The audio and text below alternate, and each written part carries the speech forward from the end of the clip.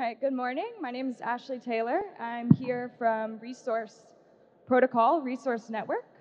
I'm one of the co-founders of Resource, and today I'm going to be talking about endogenous stablecoins, which is what we have come up with as a solution for the traditional credit. So traditional credit, it's very hard to access in many places around the world, but also even in developed markets. For small businesses, getting an interest rate is very difficult if you don't have things like real estate as collateral. Banks are too comfortable, and a lot of the lending solutions that exist require you to pay high interest rates, which are just really inaccessible. So we're really thinking about, we have this opportunity with blockchain to innovate and change how credit works. So in order to do that, we can think about not just replicating the old system, but looking at other models. So one thing that we found, which is very interesting, is the Vierbank model that emerged during the Great Depression in Switzerland in the 1930s. Not surprising, as Switzerland is very innovative when it comes to money. So they figured out that when there was a liquidity crisis, that basically you could take resources and skills that all of the businesses had and create a new type of currency. Today, the Vierbank still exists. It's responsible for about 1% of the Swiss GDP. So it's not just a small sort of experiment. It really has become a staple within the Swiss economy. And there's thousands of other networks around the world that use this type of model. However, they're all still centralized, and they haven't been brought into the new type of blockchain space that we know of today. So this is how these types of currencies work, how they come into existence. So there's a business that we're working with where we've launched the first network using this protocol. Her name's Andrea. She owns like a local competitor to an Amazon, and she has 360 vendors in 2 different cities in America. She has a delivery service to your home for all types of groceries and things that you might want or need.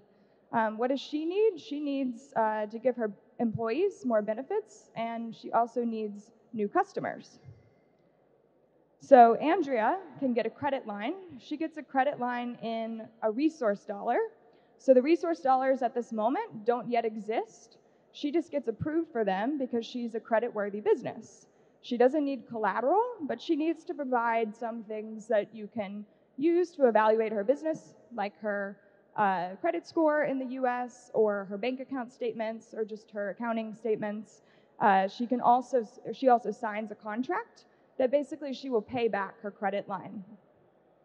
So Andrea then finds 3 different health and wellness providers that she wants to work with her employees. So let's say that she gives them each 200 resource dollars a month. So this is actually when the resource dollar is minted. So it's minted whenever Andrea makes a transaction. So she, in this month, spent 600 resource dollars. They went to 3 different people.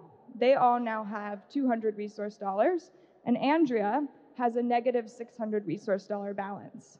So that means that Andrea pays that back when the health and wellness providers, or of course any other business in the network, comes to shop with Andrea. And then, of course, you can sort of scale this model and have lots of different businesses participating. So we came up with a mutual credit token standard to actually make all of this work. We think we're the first negative token balance wallet that exists. And so basically, businesses can start spending crypto before they have it.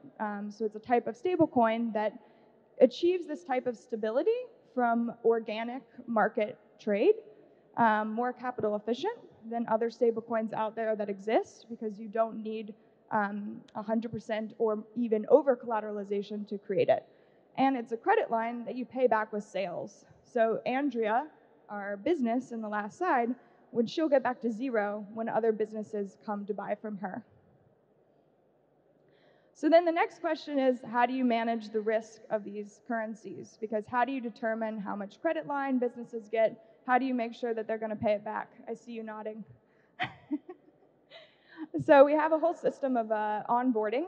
This will, of course, it's sort of like the launch of it, and can evolve in many different ways that other networks want to develop this over time. We have a model called an ambassador.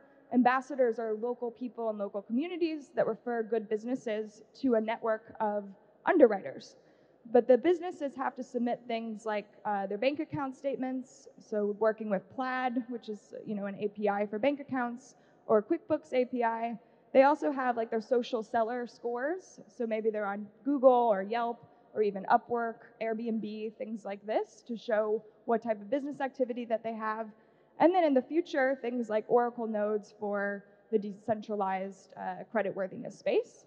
We're currently working with Teller Finance to bring this data on chain for the businesses. And the underwriting algorithm then basically tells our underwriters what the risk profile of the businesses are. And then the underwriters are then staking our utility token. They're staking a 20% collateral to the credit line. So this is like a form of a partial peg. The reason that it's 20% is because you want to incentivize prudent lending, but it's not necessary to have 100% of the collateral there because most of the businesses are going to be trustworthy. And the underwriters basically bid for transaction fees that they're willing to accept from the businesses that they underwrite. So their business model is basically like a decentralized, credit processing payment network. So the utility token, the utility is validating credit lines in our model, and the transaction fees that they receive from the businesses that they underwrite is the long-term, business model incentive for them, and also they earn voting and participation rights in the resource DAO. So what happens when defaults occur? So of course, there's only 20% of the underwriter's stake that's present. And so that's up for being able to cover defaults when they do occur. But the businesses are also signing contracts that they honor this as a legal debt contract. So if they're unable to close their debt position after the 12 months or whatever the length is of the credit line, they basically go into default, and then whatever jurisdiction that they're in, it's liable for a debt as it would be like an unpaid medical bill or whatever it would be in your current jurisdiction. And underwriters, if they do continuous defaults, are kicked out of the system. So you're basically not allowed to continue, participating as an underwriter if you're continuously making bad decisions. Oh, sorry, and also to mention that some of the transaction fees are going into like an insurance risk pool that can also be used to cover defaults. So the protocol that we've built has many different roles that are involved, and I've talked about a few of them, but just to reiterate, we have the merchants. These are the businesses. They get the credit lines. They're trading with the other members. The underwriters are assessing the risk of the system and giving the credit lines to the businesses.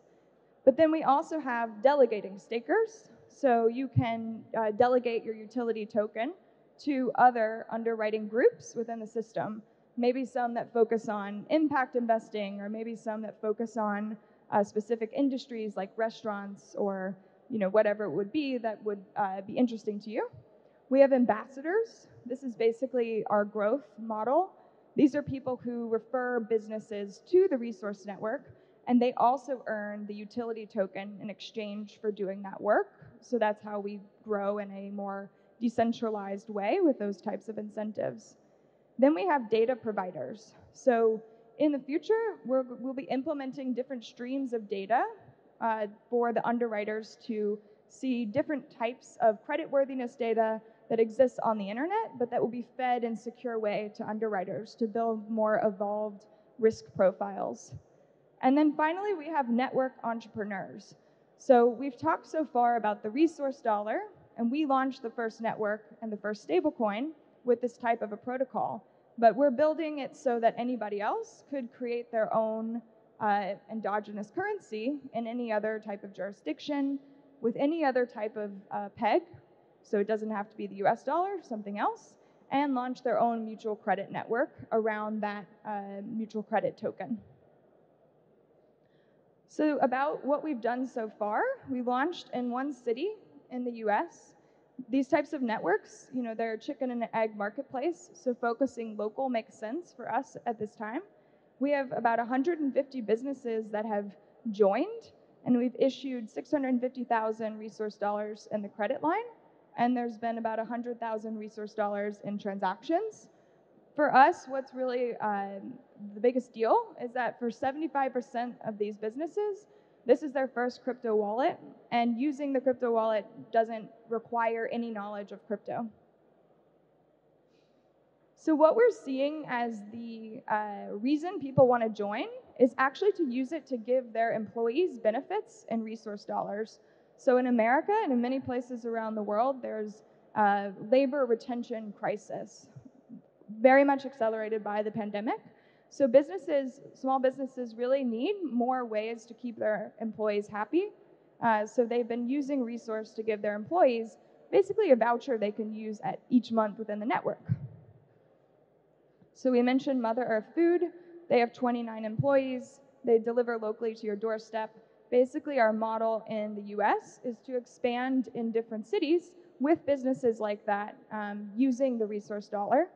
But of course, we have models to launch other networks in the future, and that's what we'll be focusing on next year. So what other types of mutual credit currencies could you make? So we have the sort of corporate benefits exchange live in the US. We're really excited about emerging markets and microcredit models. So basically, if thinking about like fintech entrepreneurs who have lending companies or payment companies in other markets, and partnering with them to issue mutual credit currencies to their existing networks of businesses. There's also corporate barter use cases, so companies that want to issue mutual credit currencies to trade amongst each other, which gets around a lot of the problems with international currency exchanges that we've learned. And then in the future, Web3 services, so basically using a mutual credit currency to trade between the different Web3 token-based models is something we're really excited about in the future. So to talk a little bit more about what does it mean to evaluate credit. So we've launched in the US. We have a whole legal infrastructure and creditworthiness infrastructure available to us. But in emerging markets, there's a lot of other things that would need to be brought into the system to work. So things like mobile payments, things like peer-to-peer and vouching and microfinance models are things that we think long-term will build the use case for Resource in the global south.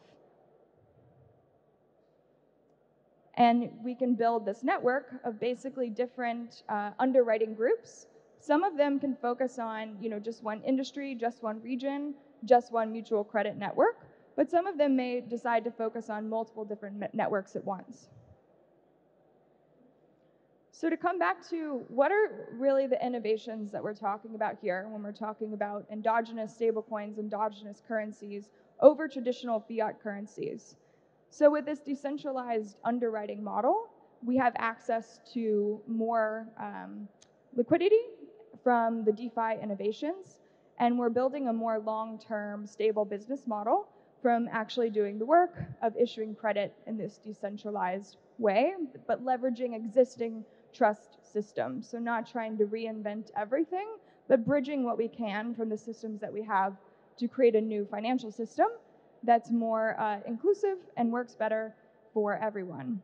And we're really excited about the potential of zero knowledge proofs to basically bring data to underwriters on chain in a secure way that doesn't disclose the privacy of the businesses, which we all know is a big problem in blockchain today. So we are currently in an alpha of our underwriting product, and next month we will be launching the Source utility token and the beginning of the Resource DAO. Currently live just in the US network, but by next year we expect the protocol to be able to be used to launch other networks in other parts of the world. We're currently building on the Celo blockchain, but we're being compatible, and liquidity for the Source token will be on Ethereum. And these are a little bit about our partnerships, and this is how to stay in touch or contact us, and feel free to reach out with questions or follow us on Telegram or Twitter for announcements coming up. Thank you very much.